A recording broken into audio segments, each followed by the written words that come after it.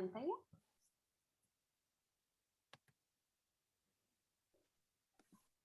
Ya, si gustas, Carolina. Sí, hola, bienvenidos a todas y todes a este nuevo curso de sostenibilidad de las constituciones del mundo dictado por FUDESO. Mencionar que esta es la tercera versión de la U socioambiental y es organizada por ONG FIMA con la cooperación internacional de la Fundación Friedrich Ebert, la FES, y la colaboración de la Sociedad Civil por la Acción Climática, la SCAC. Y como ya saben, el tema principal es la nueva Constitución y los desafíos ambientales de Chile, y tiene como objetivo generar un espacio educativo y de reflexión ciudadana abierto a todo público, nacional e internacional, respecto a los principales desafíos que enfrentamos como país en el marco del cambio constitucional. Y para facilitar el correcto desarrollo de la clase y por la amplia convocatoria que tuvo el curso en general, les pedimos que permanezcan con los micrófonos silenciados y el chat estará habilitado en todo momento, sobre todo para hacer preguntas. Y sin más, le doy el pase a las compañeras de FUDESO. Gracias. Muchas gracias, Carolina. Si puedes conseguir admitiendo a las personas que vayan ingresando. Muchas gracias a todos por estar con nosotros hoy en la segunda jornada del curso. Esta jornada va a ser igual a la anterior, por una sección de clases, posteriormente preguntas, un break de 10 minutos aproximadamente a las 8 de la tarde, y luego comenzamos con nuestro taller para trabajar en grupos. Les recuerdo que la asistencia se pasa al finalizar a través del formulario que se completa en el taller, y que para obtener el diploma de asistencia a este curso por parte de FUDESO tienen que asistir al 75% de las clases y talleres. ¿Ya? Bueno, en el día de hoy tenemos a Laura Santa Coloma. Ella ha participado otras veces con FIMA, así que muchas gracias por estar con nosotros y por participar tanto con FIMA y nosotros FUDESO. Es abogada de la Universidad Nacional de Colombia, magíster en Derecho Ambiental y candidata a doctora de Derecho de la misma Universidad de Palermo de Buenos Aires. Ella actualmente es parte de la ONG de Justicia, directora de la línea de Justicia Ambiental, así que está muy ligada a las disputas que también hay en Colombia respecto a el derecho ambiental en sí. Así que ahora te voy a dar el pase, Laura, para que puedas compartir tu pantalla. Bien, primero, muchas gracias por la invitación. Estoy muy contenta de estar hoy. Seguramente me va a hacer falta para compartir todo lo que les quiero decir. Pero, a ver, ya está. Pero bueno, creo que traté de sacar unos puntos muy básicos del constitucionalismo ambiental colombiano que trata de responder o trata de dar luces sobre varias de las preguntas que pueden tener en el proceso de construir una nueva constitución ambiental o ecológica dentro de Chile. Dentro de nuestro ordenamiento jurídico, la Corte Constitucional, que es tal vez la corte que más se ha pronunciado y más ha establecido precedente judicial en materia ambiental, pues ha sido la Corte Constitucional, y desde sus primeras sentencias dijo: nosotros tenemos una constitución ecológica.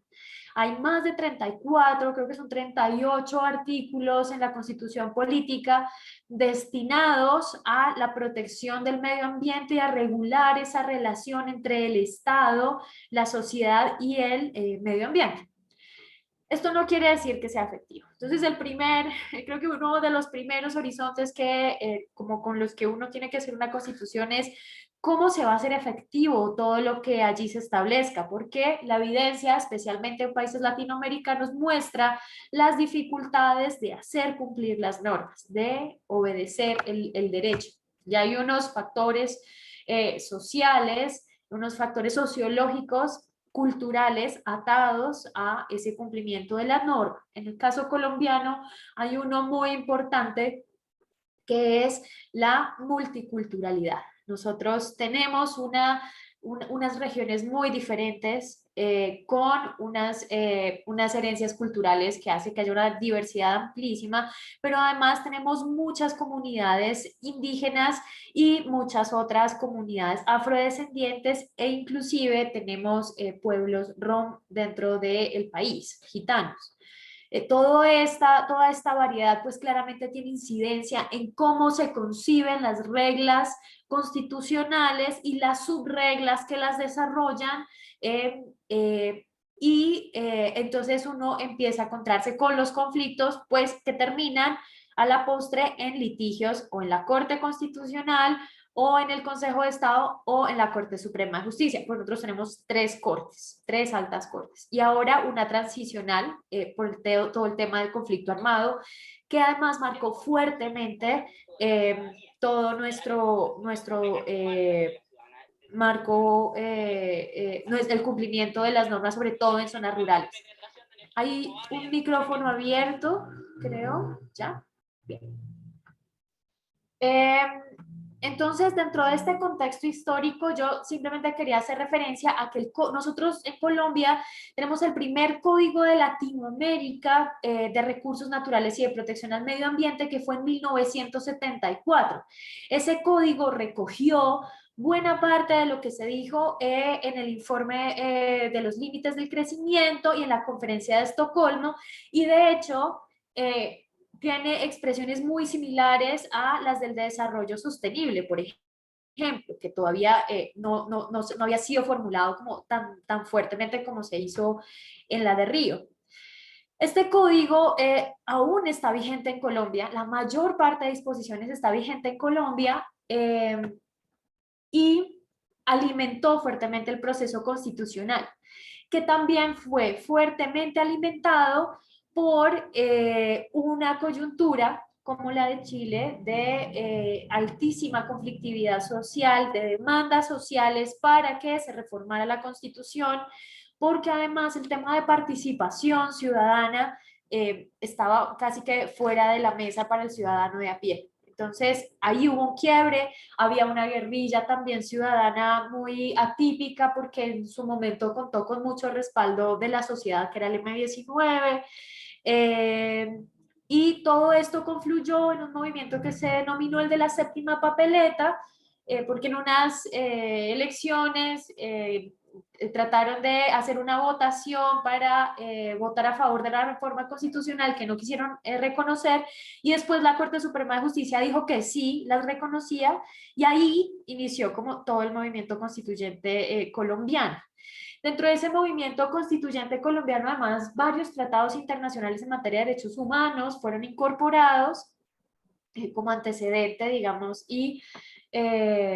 digamos, y la Constitución colombiana además reconoce que hacen parte del bloque de constitucionalidad, o sea, todo lo que se considera constitución, esos tratados internacionales de derechos humanos, dentro de los cuales, por ejemplo, estaba el tema de consulta previa, asociado a comunidades indígenas. Y si ustedes leen la Constitución Política de Colombia, solamente en un artículo transitorio se hace referencia a comunidades afro. En ninguna se hace referencia a comunidades rom, ni raizales, ni palenqueras. Entonces, hubo una coyuntura sí importante para las comunidades indígenas, pero no tanto para las comunidades afrodescendientes. De hecho, quien logró incorporar ese artículo transitorio para comunidades afro en la Constitución fue un indígena, de apellido Rojas Birri.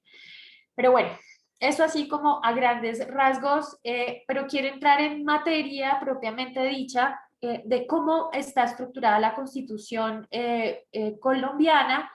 Entonces, como ya les dije, está la Constitución política en el mismo nivel de los tratados internacionales de derechos humanos, pero además la misma Constitución política estableció que la Corte Constitucional es la intérprete de esa Constitución, la única intérprete autorizada, y por lo tanto su jurisprudencia es precedente obligatorio para todos los demás jueces. Esto incluye a la Corte Suprema de Justicia y al Consejo de Estado.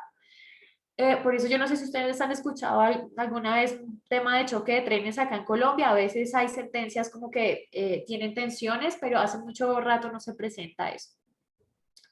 Eso debe ser desarrollado por el legislador, y a su vez el Poder Ejecutivo a través de las políticas públicas pues desarrolla y lleva a la práctica esto que el legislador ha reglamentado a propósito de la Constitución y que le llega a las entidades territoriales, y valga decirlo, Colombia, yo no sé, Chile, perdón, no revisé, Colombia es un país centralista, es un país de gobierno central, pero con autonomía de los municipios. Y entonces los municipios son como la entidad político-administrativa más pequeña del Estado, pero es el soporte, digamos, es donde está más cerca la gente.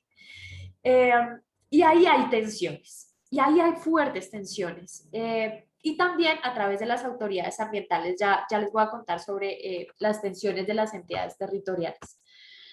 Entonces yo, de todo este mar de información constitucional, les traje algunos principios y algunas reglas muy importantes que surgen de la Constitución política, casi que directamente, y espero al final poder tener tiempo para hablar sobre algunos otros puntos que no están tan claros o que no derivan tan directamente de la Constitución, sino que han derivado de los fallos de la Corte Constitucional, que, como les digo, son obligatorios para todos los jueces. En estricto sentido, también son reglas constitucionales, ¿sí? Entonces, bueno, es que aquí no me deja ver. Quería presentarles este artículo 58 de la Constitución Política Colombiana. Ustedes me van a perdonar, pero todos son un montón de letras porque quería que también se quedaran con la información textual, tanto de la Constitución como de la sentencia o alguna sentencia que lo desarrolla. Casi que cada uno de estos artículos tiene entre 5 y 10 sentencias que los desarrolla, así que hay mucha información, pero quería arrancar con la función ecológica de la propiedad. Y es que la propiedad es tal vez la institución civil más monolítica y fuerte que tienen los estados de Occidente.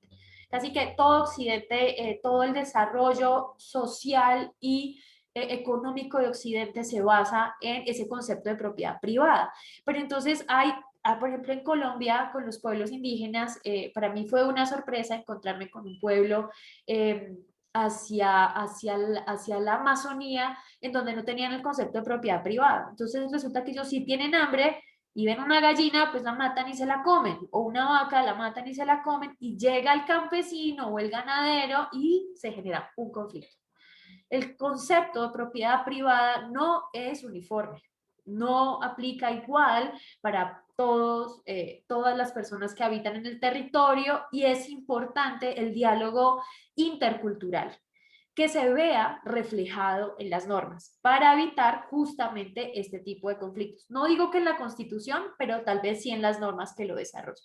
La multiculturalidad, la pluriculturalidad es muy importante desarrollarla en una Constitución atada a la biodiversidad. Creo que son dos conceptos muy cercanos en el caso colombiano, porque casi que todas las comunidades afrodescendientes y originarias habitan en zonas rurales y en bosques ya amazónicos, ya del Pacífico colombiano. Entonces, su relación con el entorno, con la sociedad, es intrínseca, no se puede separar. Si algo le pasa al medio ambiente, esa comunidad desaparece. En el sur del país, en la Amazonía, justamente ahora hay un caso de comunidades indígenas que están fuertemente amenazadas por actividades ilegales de minería, en las que se utiliza mercurio. Y el mercurio tiene un efecto muy complicado, y es que genera infertilidad. Y entonces lo que pasa con esas comunidades es que están destinadas a desaparecer. Eso no lo puede permitir un ordenamiento constitucional, en serio.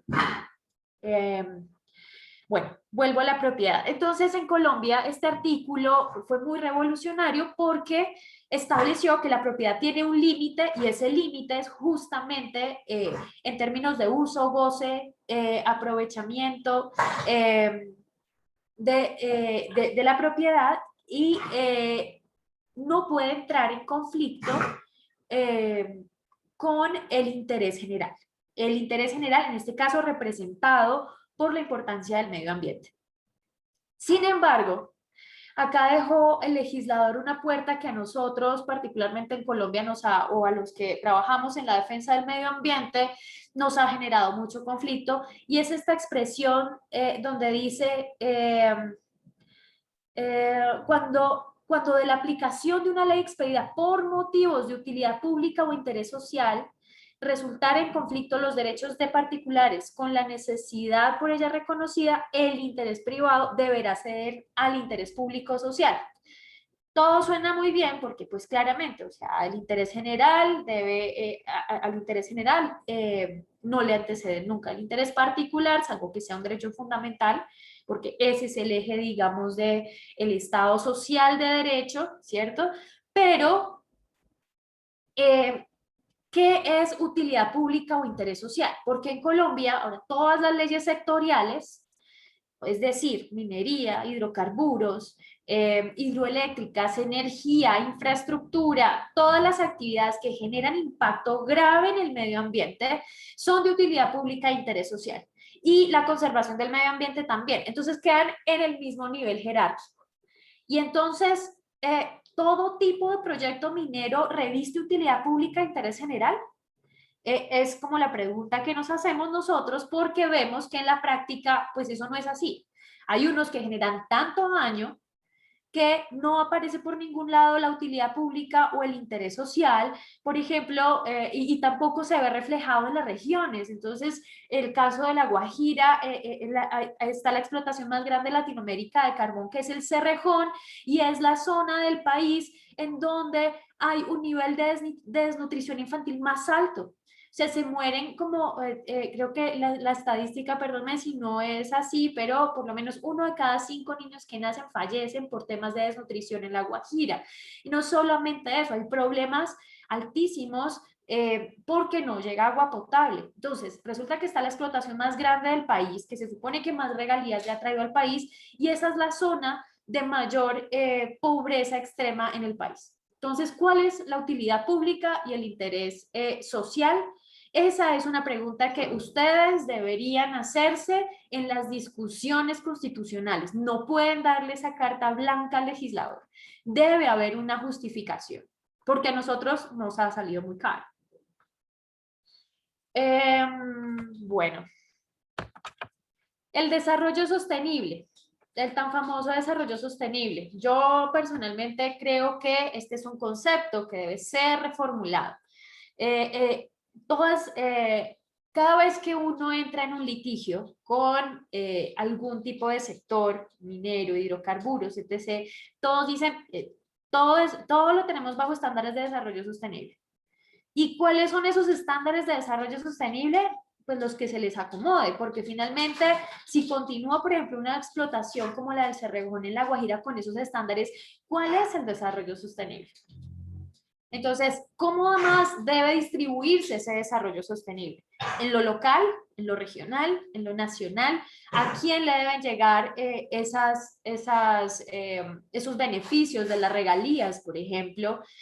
¿Y cómo debería verse reflejado en el progreso de la sociedad? Eso es algo en lo que nosotros tampoco hemos podido avanzar mucho en más de 30 años, porque este año justamente se cumplen 30 años de la Constitución. La planificación, además, creo que por ella está más adelante, pero puedo adelantarme. Bueno, y respecto al desarrollo sostenible hay algo también muy interesante, y es que la Constitución no lo define, pero sí la Ley 99 del 93, que es nuestra ley reglamentaria. Yo aquí cambié, creo que aquí cambié el título por otro. Pero bueno, igual les voy a contar de la Ley 99 del 93, porque la Ley 99 sí efectivamente define el desarrollo sostenible y habla de los derechos de las generaciones futuras. La Ley 99, como era del 93, el tema de cambio climático no era un tema. Entonces, en nuestra Constitución no está incluido el tema de cambio climático, cosa que ustedes deberían revolucionar e incluirlo, porque los efectos del cambio climático no solo son transgeneracionales, sino que ya están afectando hoy en día a muchas personas. En Colombia, nuevamente, tenemos el año pasado el huracán Iota, acabó con el archipiélago de San Andrés y Providencia, y un año después se han construido 2 casas en Providencia, de 108 que debían hacerse en un año, ¿sí? Y hoy salió la denuncia de la Contraloría, ¿sí? Es fresco ese chisme. Entonces, creo que ustedes deberían plantearse también en la Constitución cómo el Estado debe responder a los efectos del cambio climático, porque entre otras cosas, cada vez que hay un evento catastrófico, ¿qué es lo primero que llega? Pues los militares. ¿Sí? Se declara un estado de excepción y entonces otra vez lo mismo. Entonces, se necesita un cambio estructural que permita mantener la democracia. Nosotros, pues en el 91 no previmos eso y hoy estamos sometidos a que cada vez que hay un evento o un terremoto o un huracán o un deslizamiento, un desbordamiento de un río y hay una emergencia, se declara un estado de emergencia y los primeros que llegan pues son los militares y toda esa tensión desde ese lado, y no hay ni planeación ni estrategias para la mitigación y mucho menos hay una ley para definir cuáles son las protecciones que debe tener una víctima de todos estos eventos. Por ejemplo, ¿qué pasa con la gente que es desplazada? ¿Qué pasa con las tierras, la propiedad de las tierras de la gente que es desplazada por razones climáticas o ambientales? En el caso de Iota, mucha gente se fue de Providencia. ¿Qué va a pasar con esas tierras? ¿Las van a quedar los hoteleros? ¿Se las compran a qué precio? ¿Empieza a haber especulación del valor de la tierra? Eso es muy importante. Por eso yo creo que el cambio climático sí debe tener una discusión importante. Ustedes que tienen la oportunidad, aprovechenla, porque nosotros estamos enredados ya con el Congreso. O sea, la Constitución ahora es muy difícil cambiarla acá. Y no es conveniente además en Colombia. Pero bueno, esa es otra discusión. De otra parte está la planificación y el manejo y aprovechamiento de los recursos naturales, y entonces ahí viene todo el tema del ordenamiento ambiental del territorio. Y entonces, ¿cómo se ordena un territorio desde la Constitución? Y resulta que nosotros, pues esto aquí no quedó claro y las normas tampoco lo han podido desarrollar muy bien. Entonces, en Colombia hay un sistema de áreas protegidas, pero hay otro montón de categorías por fuera de ese sistema de áreas protegidas, y cada área protegida está a cargo de una autoridad ambiental que, digamos, todo esto hace parte del SINA, que es el Sistema Nacional de Información Ambiental, y entonces ahí están todas las autoridades. Entonces ahí está la ANLA, por ejemplo, que es la Autoridad de Licencias Ambientales, también está el Ministerio de Ambiente y Desarrollo Sostenible, que es el que direcciona la política pública, están todas las autoridades regionales, que son de carácter nacional, o sea, esto es raro, porque están distribuidas como por cuencas de ríos, más o menos, entonces es como una unidad de medida muy amplia, diferente a la de los municipios, que también pueden llegar a tener facultades de autoridades ambientales, y todo es súper complejo. Pero lo más complicado en este momento es que, derivado del conflicto armado, nosotros hemos empezado a notar, o desde hace rato se viene notando, que en las zonas rurales, donde están los bosques, donde están las categorías de protección conservadas, pues hay una pugna muy fuerte, porque el Estado dice, aquí no puede vivir gente. Y la gente dice, pero si yo viví toda mi vida ya, me desplazó la guerrilla o los paramilitares, me tuve que ir, ahora que hay una justicia transicional y un procedimiento para que me devuelvan mi tierra, sí, para la restitución de tierras, porque eso se hizo a propósito de varias normas y del desconocimiento de los derechos de las personas desplazadas, pues entonces el Estado le dice no, porque hay que conservar. Y pasa que la conservación en Colombia se hizo con un enfoque en donde se excluía a la gente, no donde se integraba a la conservación como modos de vida campesinos, acordes, o se lograba hacer esa transición en donde la gente ya no podía tener 50 vacas, sino de pronto 5, pero puede tener cultivos sostenibles, ¿sí? para que más o menos hagan una transición de sus modos de vida que no estaban acordes con el entorno, sino que la respuesta del Estado es no. Entonces, ahí hay un problema grave constitucional. ¿Quién puede vivir en áreas protegidas? ¿Nadie? Es una pregunta. ¿En cuáles categorías de protección puede vivir gente? Todas son, yo no sé si ella también, me imagino que también tiene el mismo concepto de baldíos, ¿o no?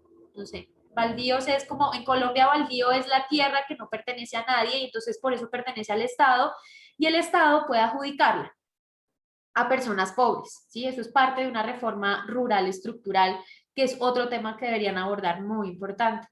Entonces, la gente se le adjudica baldíos, pero hay unos que por características ambientales no son adjudicables. Hay otros que podrían serlo, pero que por cómo están las normas diseñadas, pues no lo permiten. Y en Colombia el problema más grave, como de su historia, fue justamente el de el acaparamiento de tierras y el conflicto armado básicamente está alrededor de eso, de grandes terratenientes que desplazaron mucha gente, los campesinos, y se apropiaron de tierras y extensiones enormes de tierras. Ese es un problema importante que no está tan, o sea, está relacionado, pero es mucho más profundo y creo que amerita otra clase especial. Con todo esto para decirles que el concepto de desarrollo sostenible está muy cojo y la institucionalidad, al menos en Colombia, cuando habla de desarrollo sostenible, es para proteger la empresa. Porque si no protegemos la empresa, entonces no hay trabajo y entonces no hay desarrollo social y entonces nos volvemos un país más pobre aún. Y con ese discurso, digamos, lo hemos visto, nos contaba una de las redactoras del Código Nacional de Recursos Naturales, decía, a nosotros nos decían exactamente lo mismo con el código, que estábamos impidiendo el desarrollo del país, que estábamos siendo pagados por los rusos, que éramos unos no era castrochavistas, sino, no me acuerdo, KGB no sé qué, en fin, o sea, como el mismo discurso que hoy vivimos es el mismo discurso de 1974 que impide que se avance en la protección del medio ambiente. Pero la evidencia además muestra que el proceso de deterioro del medio ambiente es mucho más acelerado de lo que se esperaba, que el cambio climático está mucho más cerca o los efectos catastróficos del cambio climático están mucho más cerca de lo que se esperaba y que no estamos haciendo lo suficiente. Otro principio, otra norma importante de la Constitución es esta de las riquezas naturales como patrimonio público. Entonces, hace poco me hicieron una invitación también, entonces me preguntaban, bueno, ¿y cómo solucionarías el problema como de la falta de definición de la propiedad de los recursos naturales en Colombia? No hay falta de definición de la propiedad de los recursos naturales. Lo que hay es tensiones muy fuertes porque en un resguardo indígena, ¿quién es el dueño entonces de los recursos que allí están? ¿Cómo se traduce la autonomía de los pueblos, que es un principio constitucional, dentro de los resguardos indígenas? Eso no está resuelto y tan no está resuelto que pese a que hay un reconocimiento jurisprudencial de que las autoridades indígenas son autoridades ambientales en sus territorios, pues eso hoy en día no tiene aplicación. No se ha reglamentado, el Estado no lo ha querido reconocer. Son disputas importantes porque evitan las reglas claras, evitan la conflictividad o por lo menos le dan pistas a los jueces de cómo resolver esos problemas interculturales que generan tensiones muy fuertes porque recuerden ustedes que además las comunidades indígenas, originarias y tribales pues están protegidos por el Sistema Interamericano de Derechos Humanos, por el convenio de la OIT, en fin, o sea, tienen un revestimiento de derechos humanos muy importante y eso genera tensiones muy fuertes dentro de los estados. El otro tema de acá era la inalienabilidad, por ejemplo, imprescriptibilidad e inembargabilidad de las áreas, que son conceptos que pueden llegar a ser muy útiles en el caso de parques naturales, por ejemplo, es muy útil, pero hay muchos conflictos sobre el uso. Entonces, en parques nacionales naturales, que son las principales categorías de protección del Estado, yo no sé ustedes si les estoy hablando mucha carreta o si más o menos también tienen esos conflictos, pero los parques nacionales por su carácter, no admiten casi que ningún uso, es solamente para conservación estricta y rehabilitación cuando es necesario. Pero en muchos parques en Colombia históricamente han vivido campesinos y hay unas tensiones muy fuertes porque entonces el Estado les dice, o si el gobierno les dice tienen que irse, y ellos dicen ¿y para dónde? Y nadie les da soluciones, entonces pues no se van. ¿Sí? Y eso es un conflicto muy fuerte que además termina por profundizar las condiciones socioeconómicas ya vulnerables de esas comunidades que habitan en esas zonas, ¿sí? Bien. Y bueno, también tenemos el derecho que es fundamental y a la vez es colectivo a gozar de un ambiente sano, altamente recomendado en una nueva constitución. Digamos, el desarrollo jurisprudencial ha sido más o menos benévolo según los nombramientos de los magistrados en la Corte Constitucional. Yo no sé si ustedes tengan jueces vitalicios o si tienen jueces que van por periodos. Nosotros tenemos jueces por periodos en la Corte y en unos periodos se dispara la protección del derecho fundamental subjetivo, individual a gozar de un ambiente sano y, por ejemplo, en este momento no nos han protegido ningún derecho. Yo trabajo en una organización que justamente hace activismo para proteger derechos ambientales e individuales y la Corte Constitucional en este momento es muy pragmática y no profundiza mucho sobre estas causas de violación de derechos. O sea, por lo pronto, todas las demandas para proteger derechos asociados a un ambiente sano se están yendo al Consejo de Estado, que es quien tiene la competencia para las acciones populares, que son las acciones que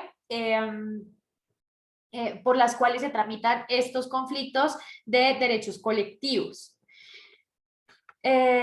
Mientras que los derechos fundamentales se tramitan a través de la acción de tutela y, digamos, es una acción de amparo. Yo no sé si ustedes tienen, perdónenme, pero no sé si tienen acción de amparo, pero aquí ha funcionado muy bien la acción de amparo. Tal vez es como lo que más fuertemente ha permitido mantener la democracia en el país.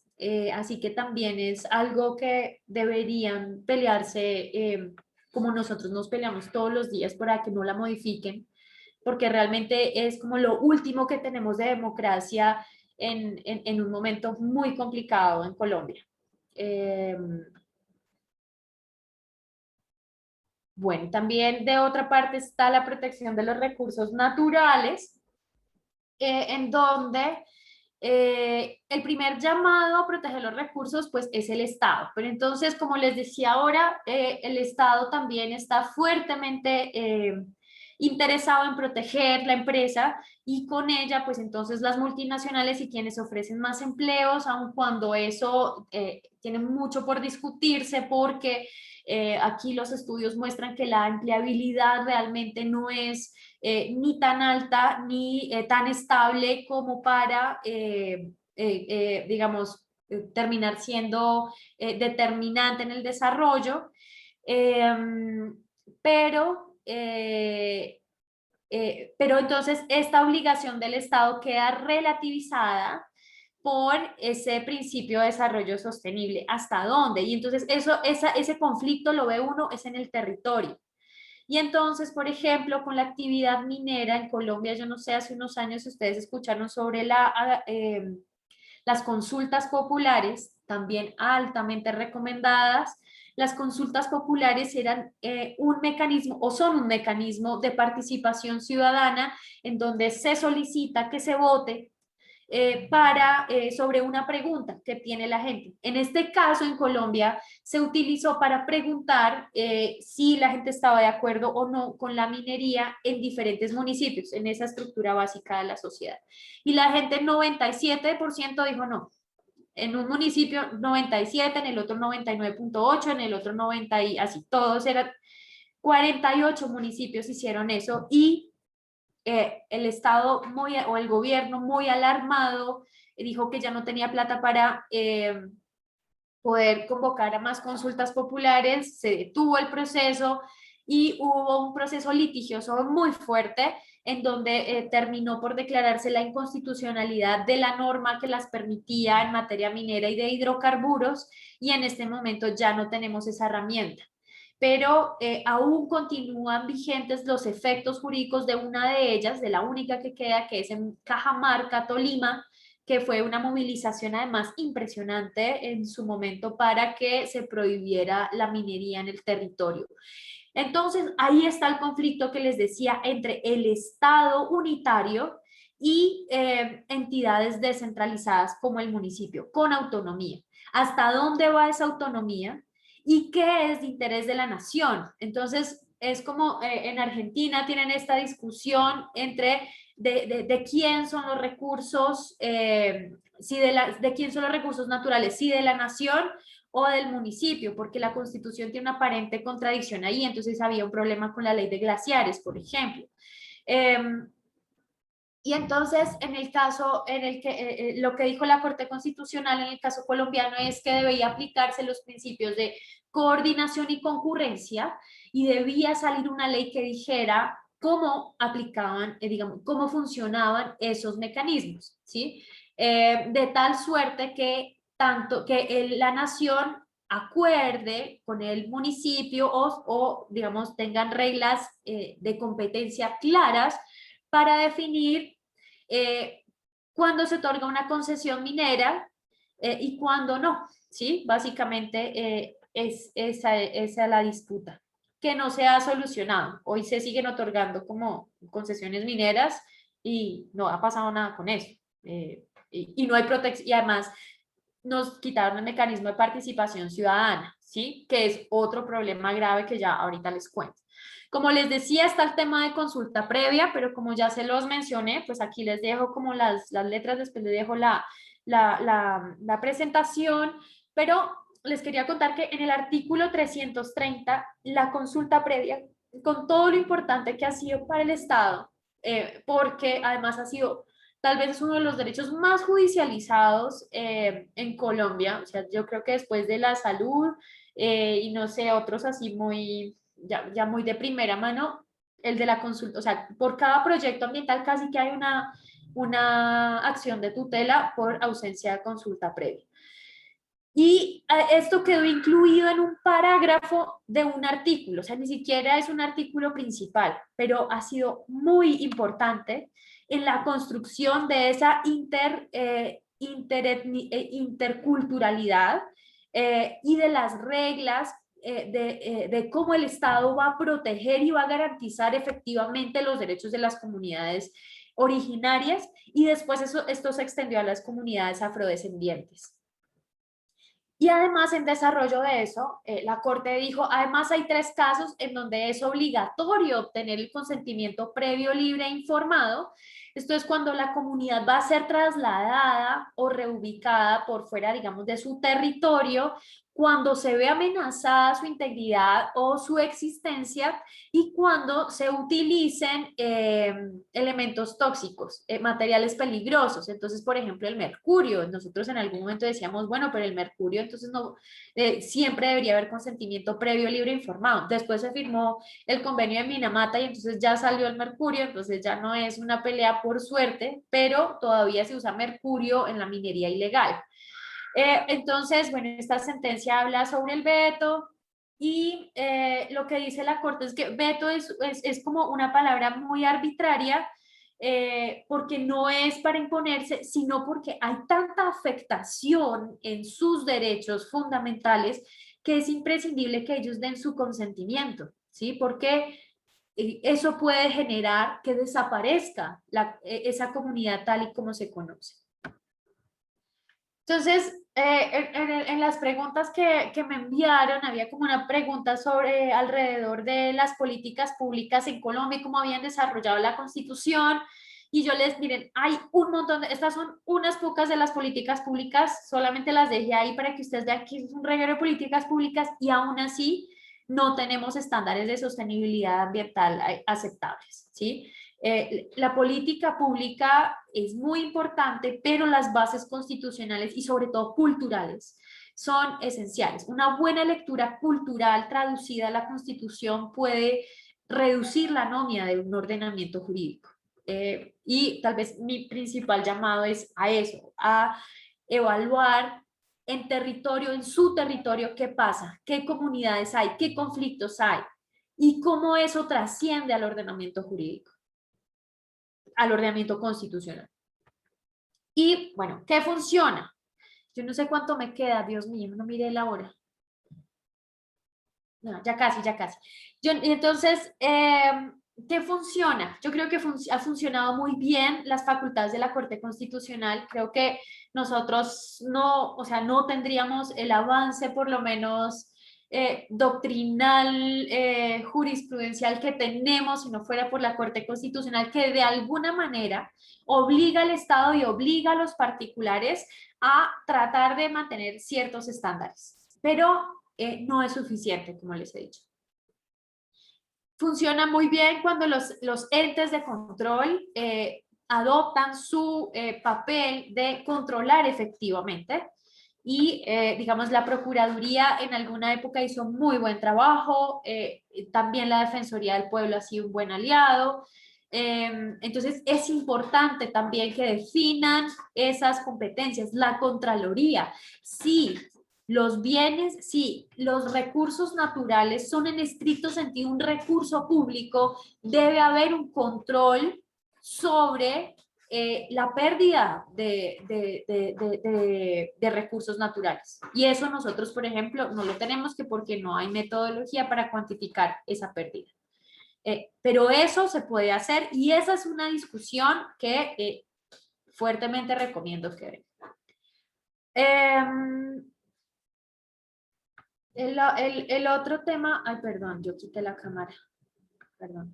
El otro tema es el desarrollo importante de los principios precautorio y preventivo esenciales, digamos, dentro del marco constitucional. Nosotros, por ejemplo, el precautorio nos ha evitado casi más de 10 años de aspersión con glifosato, que es una pelea que todavía estamos dando, aspersión con glifosato para el control de cultivos de uso ilícito, y es una pelea muy fuerte, es una tensión muy fuerte con el Estado, porque supera el criterio del gobierno, supera el beneficio en términos de seguridad pública que al daño ambiental y al daño en la salud. Y pues obviamente nosotros no estamos de acuerdo porque hay otros mecanismos como la sustitución voluntaria a la que no han querido apostarle porque hace parte del acuerdo de paz.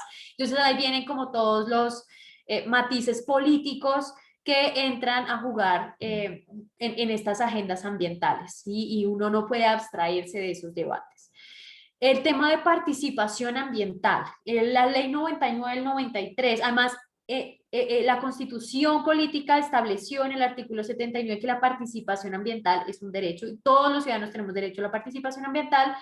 La Corte Constitucional dijo que ese derecho era fundamental, pero cuando uno va a ver la ley 99 del 93, entonces dice, sí, la participación ambiental, sí, pero entonces tienen derecho de petición, que eso ya están todas las normas, intervención a terceros, que eso están todas las normas también procedimentales, y tiene audiencia pública ambiental, que es una instancia de información. No hay una sola instancia de debate. No hay una sola instancia en donde la gente pregunte y le responde. No, la gente va a la audiencia pública, deja su inquietud y se va. Y con eso se supone que la autoridad ambiental toma la decisión, ¿sí? Después de todo el estudio técnico. Es un proceso altamente desigual porque la gente tiene que estudiarse los estudios de impacto ambiental cuyo lenguaje es profundamente técnico. O sea, ni yo que llevo más de 10 años trabajando en estos temas me puedo leer y entender completamente un estudio de impacto ambiental. Ahora imagínense la gente del campo, ¿sí? O una persona que no trabaje temas ambientales. No hay acceso a la participación ambiental en debida manera. Ahora imagínense las comunidades indígenas, ¿sí? Que hablan otras lenguas. es importante, por eso siempre ese factor de interculturalidad. También, por ejemplo, la Corte Constitucional ha venido hablando de los animales, del bienestar animal, del principio de bienestar animal, y eso fue desarrollado además después en una ley en donde se reconoció, se modificó el Código Civil y se reconoció que los animales eran seres sintientes, no cosas. Pero eso está todavía por desarrollarse. ¿Eso qué significa? ¿Para dónde va? ¿Qué hacemos con eso? Pero por lo pronto tenemos un principio de bienestar animal que más o menos, ha dado pie para una protección más amplia de los animales.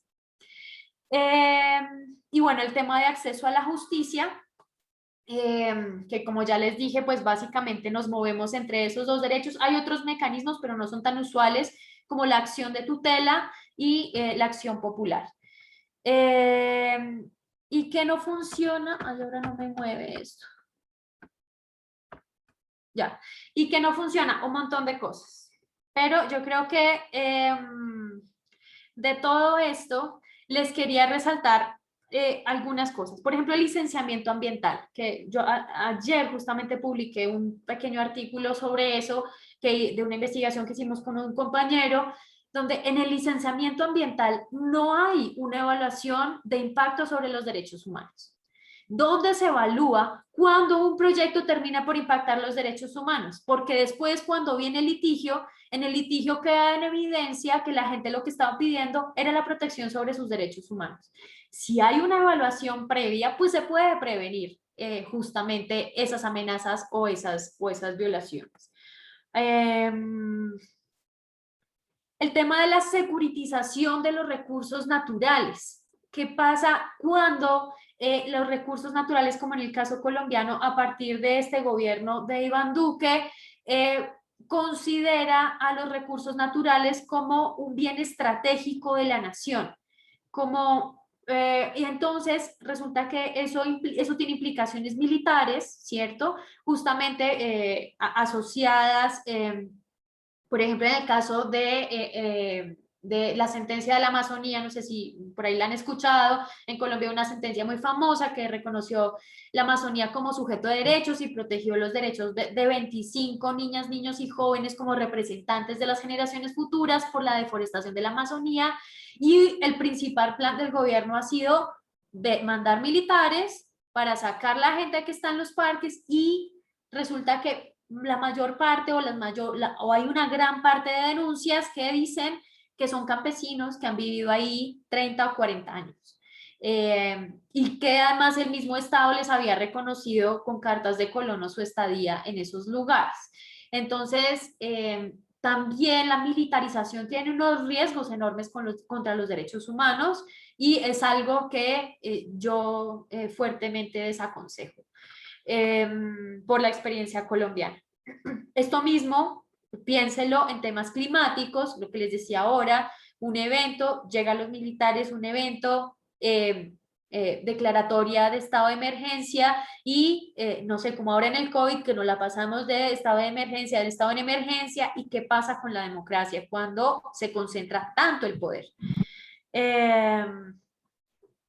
Y ya, creo que voy a dejar por ahí para abrirles paso a ustedes. Perdón, que me pase un poquito. No te preocupes, Laura. Era justo lo que necesitamos exponer, además. Ahora vamos a pasar a las preguntas. Como las había escrito en el chat, vamos a hacer las preguntas a mano alzada. Así que, quien desea hacer una pregunta ahora, la levanta en el botoncito que tiene una carita abajo.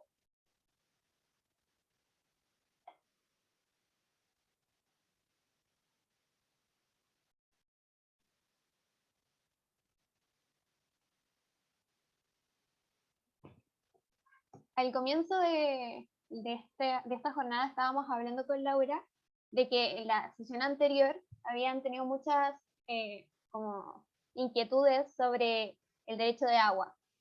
Así que estábamos hablando, Laura, de cómo funcionaba el derecho de agua constitucionalmente y dentro del derecho ambiental en Colombia. Bien, pues como les contaba al principio, en Colombia hay una tensión entre más o menos 5 ramas del derecho que regulan aspectos sobre el agua. Entonces está el agua como bien, y entonces está regulado en el Código Civil, está el agua como servicio público, que está regulado en la Ley de Servicios Públicos, está el agua como cuando está dentro de los sistemas, dentro de los, ay, se me olvidó, los de riego, que es una norma agraria, y entonces los sistemas de riego, y esos sistemas de riego tienen un régimen especial de aguas, está el agua como recurso natural, y está el agua como derecho fundamental, que está reconocido por la Corte Constitucional, pero que no tiene una regla, una ley que lo reglamente. Todo esto choca en casos como por ejemplo el de Montes de María en Colombia, en donde están en un distrito de riego, perdón, así se llama la categoría, en donde es un sistema en donde se hacen canales para que el agua fluya y haya garantía para la productividad, o sea, está diseñado específicamente para regar cultivos, ¿sí? Para el abastecimiento. Resulta que esa zona ha sido cooptada por Palma y entonces han cercado muchos predios. Entonces, por ejemplo, los campesinos que antes se abastecían de jagüeyes, de pocitos, de aguas subterráneas de algunas zonas, pues ya no pueden ingresar. Pero además es una zona donde el cambio climático ha afectado fuertísimamente y entonces cada vez que baja mucho cierran las compuertas y todo el mundo se queda sin agua. Y resulta que esa es la zona además desde donde se abastece para el consumo diario de sus animales y de cultivos también los pequeños campesinos, no solamente los palmicultores. Ese tipo de situaciones se estrellan ahí. En Colombia además el derecho al agua es fundamental, pero sobre todo hay una sentencia muy famosa que es la C035 del 2016 del páramo Santurbán, que es como un glaciar, es como una zona periglacial. Nosotros tenemos glaciares, tiene un muy pequeño glaciar, y en el páramo se concentra una cantidad de agua y ahí van a hacer una explotación de gran minería y un litigio gigantesco. Y entonces al final lo que dijo la Corte es, oiga, Ministerio de Ambiente, usted en lugar de reducir el páramo para beneficiar que el título minero quede por fuera por la reducción de la línea del páramo, pues debería protegerlo, y no lo ha hecho. Y le recuerdo que el agua, además, como derecho fundamental, está conectada a la accesibilidad, calidad y cantidad, y eso depende para toda esa región de la salud de ese ecosistema, con lo cual conectó, digamos, la conservación de ese sistema al derecho fundamental al agua. Puedo continuar con otro, pero... Muchas gracias, Laura. Ahora le vamos a dar el paso a Consuelo, que levantó la mano. Hola, ¿me escuchan? Buenas noches. Bueno, primero quería agradecerte, Laura, por tu presentación. La verdad es que la encontré buenísima, demasiado informativa. Y te quería hacer una consulta con respecto a lo que tú me dijiste, porque para mí, Colombia, la verdad, la constitución que ya lleva bastante tiempo la de ustedes, era un ejemplo a seguir, con respecto a la regulación medioambiental sobre todo. Pero como tú dices, que todavía, ustedes todavía no cumplen los rangos de sostenibilidad mínimos para poder, a ver, ¿cómo decirlo? De alguna forma proteger aún más el medio ambiente, a pesar de que está bien regulado. Entonces lo que te quería preguntar, y sobre todo que nosotros ahora estamos viviendo en un proceso constitucional bastante importante en nuestra historia, ¿qué consejo nos puedes dar tú? Porque lo que tendría en tu presentación es más que nada evitar los vacíos legales, los conceptos indeterminados, entonces establecerlos bien para que no se den para malos entendidos o interpretaciones que no deberían ser. Esa es mi pregunta.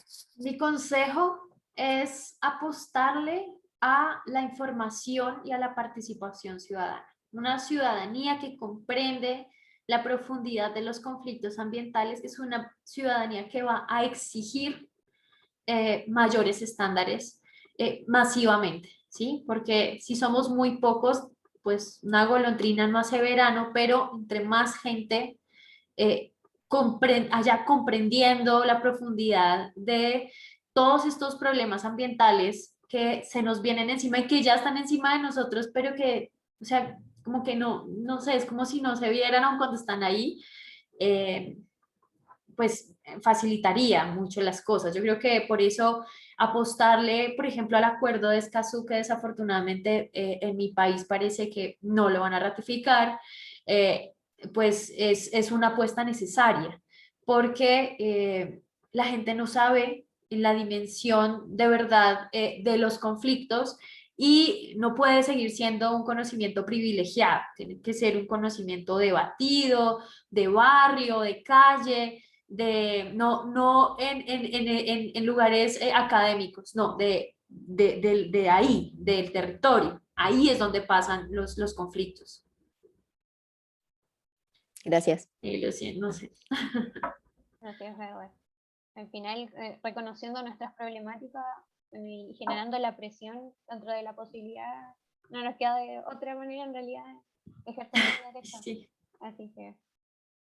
Pero ustedes están en un proceso constitucional, exíjanles a los que están allá. Es una oportunidad única. Pueden cambiar la historia de su país. Tienen una cosa que me conmueve un montón. Eso esperamos. Ahora le vamos a dar la palabra a Pedro, pero me había comentado que no tenía acceso a su micrófono, así que lo voy a leer, si te parece bien. ¿O Claro. lo lees tú, Pedro? No, dale, igual lo arreglé. Es que tenía antes ruido acá, pero ya puedo. Ah, ya. Sí. Hola Laura, muchas gracias por tu presentación. Quería preguntar un poquito más sobre el tema de la Corte Constitucional, porque acá tenemos un organismo similar que vendría siendo, yo creo, el Tribunal Constitucional, pero la forma en que se escogen a los integrantes, los y las integrantes media, deja mucho que desear, por decir algo. Entonces quería preguntar cuántas personas lo conforman allá y cómo se escogen estas personas de manera en que no se puedan ver influidas por grupos de poder político, grupos de poder económico, o en el fondo, cómo lo hacen para que tenga como una interpretación neutra, dado que tú dices que funciona bastante bien. Mira, funcionó bien hasta el gobierno de Uribe, donde hubo una modificación de las reglas justamente para elegir los magistrados y la balanza se inclinó mucho hacia el gobierno de turno y entonces quien tiene por la manga en este momento es el gobierno de turno. De hecho, pues los antecedentes de algunos de los magistrados que están hoy en la Corte pues no son los más afortunados. Están muy recientes, yo honestamente todavía no tengo como ninguna opinión sobre ellos, pero las reglas sí han mostrado un cambio profundo en la constitución de la Corte y en la forma, por supuesto, en que fallan los derechos y su progresividad, ¿no? Y esta no es una Corte progresista, es más bien una corte conservadora. Entonces creo que ese es un punto donde ustedes tienen que tener mucha atención para que las reglas de elección justamente no queden en manos del gobierno, porque si no, no hay separación de poderes, ¿sí? Bueno, para responderte, son 9 magistrados en la Corte Constitucional ahora.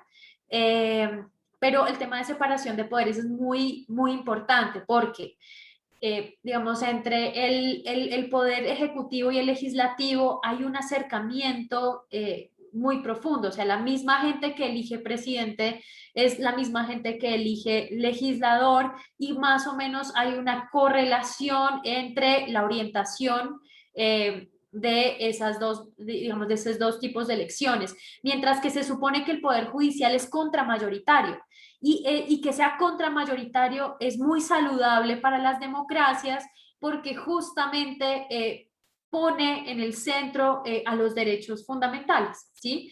Y no hay, y digamos genera resistencia, lo que se llama frenos y contrapesos. Así que te podría como decir eso, cómo eran yo no me acuerdo cómo eran las reglas, esa sí me toca investigarla y te la quedo debiendo porque honestamente ahora no me acuerdo, pero eso fue hace ya como 20 años, como 11 años, 20, no, como 20 años yo creo ya. Eh, pero sí, no, como menos, como 11 años, sí. Igual no me acuerdo. Pero si quieres, después yo busco cómo era, cómo fue el cambio y puedo enviarles la información. Muchas gracias, Laura. Y por último, vamos a pasar con la pregunta de Caterina. Caterina, si puedes tomar la palabra. Hola, buenas. No sé si se me escucha. Perfecto. Sí.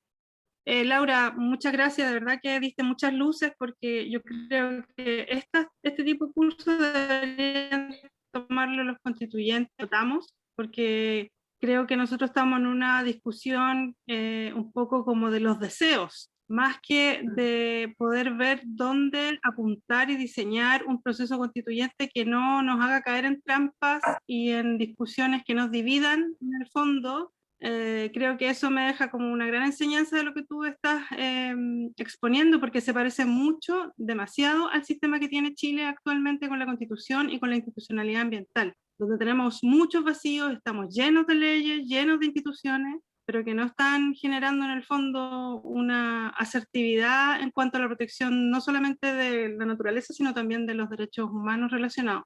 Entonces, en ese sentido, yo quería consultarte cómo imaginas tú, pensando que nuestro proceso es, elegimos constituyentes, hoy día tienen que ya posicionarse, se va a generar un reglamento que yo imagino que por ahí también podría ser una pista para que exista la vinculación real con los territorios, pero también tenemos un problema de participación ciudadana en los espacios, por ejemplo, de plebiscito, porque pensando que hay que sería importante que se abrieran algo, pero no, yo no veo en la última votación hubo baja participación, aunque no lo creas.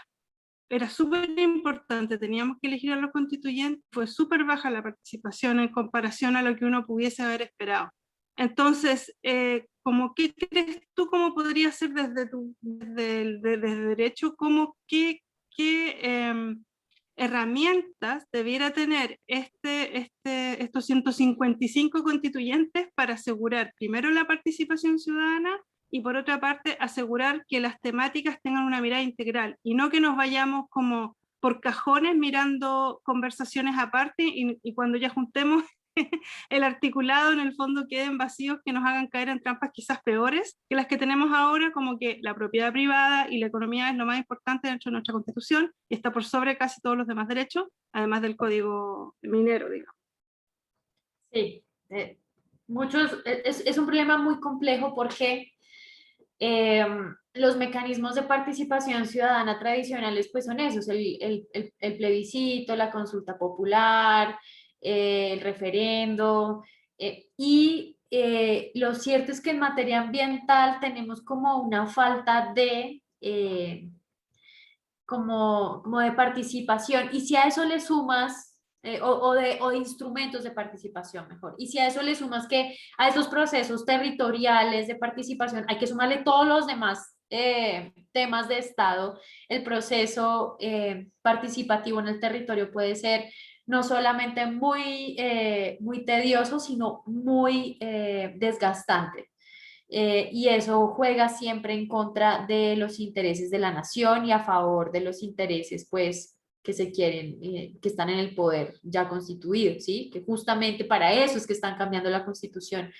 Entonces, yo honestamente no sabría cómo manejarlo en un proceso constituyente, pero puedo decirte que ya hay unas bases constitucionales de otros países que pueden servir de base como mínimos para discutir en los territorios, ¿sí? Creo que la habilidad de los constituyentes es en identificar y en la ciudadanía de exigirles a los constituyentes que identifiquen esos mínimos que los representan y que van a estar en la Constitución para llevarlos al territorio, porque si no todo termina siendo inmanejable, ¿no? Es demasiada información para llevar a los territorios. Pero, por ejemplo, si se llevan el tema, por ejemplo, de, no sé, principio precautorio, principio preventivo, participación, los mecanismos, o sea, que la gente diga cómo quiere participar frente a sus recursos naturales, frente a la decisión de que se tome, de que se conceda un contrato minero en su territorio, que le pregunten a la gente dónde están los conflictos. Yo creo que un buen diagnóstico es mirar dónde han estado los conflictos y qué es lo que ha pedido la gente en esos conflictos ambientales. De ahí puede salir mucha información sobre muchos datos de cómo podría ser esa participación y qué podría abarcar para no hacer un proceso tan desgastante, pero es una pregunta gigante, ¿no? Me supera por mucho. Perdón. Gracias. No, creo que es un buen consejo que exijamos que los constituyentes busquen identificar los mínimos, porque la verdad que no sabemos de dónde partir al comienzo, porque hay tantas exigencias actualmente que, claro, si no tenemos claro el mínimo, no sé no sabemos hasta dónde vamos a lograr. Quiero agradecerte mucho, Laura, por haber asistido hoy día y tener la disponibilidad para todos nosotros, y de verdad esto fue muy, muy útil para quienes no conocemos mucho del proceso ni constituyente ni de la Constitución en sí, como aquellos que están dentro del tema actualmente. Muchas gracias. Y Nicole, también, muchas gracias. Dime. y también quería agradecerle a los chicos que participaron en el chat, que de todas maneras se respondieron un poco las preguntas dentro de la conversación. Y si quieren me pueden escribir al correo, yo les paso la presentación y me pueden escribir al correo si tienen más dudas, yo con todo gusto, pues apenas pueda les contesto lo que yo más o menos pueda contestar, porque pues es un proceso enorme, pero yo con todo el cariño de verdad y con todo el aprecio por Chile, claro que les contesto en el momento que quieran. Muchas gracias, Nicole, a todos quienes organizaron esto y a todos los participantes. La presentación, claro que se las paso, yo se la paso a Nicole y porfa tú te encargas Nosotros de sí. enviárselas. Listo. Sí. Bueno, que estén muy bien, ojalá los Igual tú. tuviéramos más tiempo, pero bueno. Muchas gracias. Que estén bien. Chao. Chao, Laura. Muchas gracias, chao. Ahora vamos a tomar un break Gracias. hasta las 8:20 y ahí vamos a volver con el taller y vamos a tratar de hacerlo dentro de los tiempos adecuados, ya que muchos nos comentaron que el tiempo de discusión se le hizo muy pequeño la vez pasada, y en este taller en particular, que tomamos el consejo de Laura, queremos identificar los conflictos locales, pero queremos llevarlo bien a la localidad, o sea, para que lo tengan en mente. Nos vemos entonces en 10 minutos.